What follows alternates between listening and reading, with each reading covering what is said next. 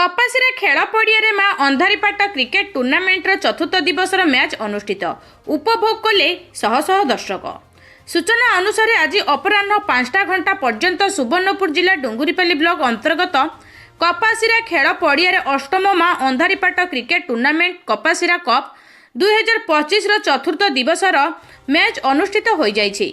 आज प्रथम मैच सरंधपाली एवं खारी मध्य अनुष्ठित होइथिबा बेले खारी दल 6 विकेट विनिमय विजयी होइथिला। सेहीपरि द्वितीय मैच स्वर्णा एवं धराखंड मध्य अनुष्ठित होइथिबा बेले स्वर्णा दल 6 विकेट विनिमय विजयी होइथिला। तेबे फाइनल मैच स्वर्णा एवं खारी मध्य अनुष्ठित बेले फाइनल मैच 6 विकेट विनिमय विजयी हासिल करिथिला और विजेता दल को ट्रॉफी प्रदान करथिले। सचिन स्वाई और अनिल कुमार जेना ता सहित उपविजेता को जगन्नाथ प्रधान और विपिन फरिकार प्रदान करथिले और मैन ऑफ द सीरीज प्रदान करथिले सुनील प्रधान। ता सहित man of the match Saroj Shah देथिले। ता सहित कपासीरार समस्त पिलामानक अवदान थिला। खेल परिचालना करथिले राकेश शाह और वीरेन।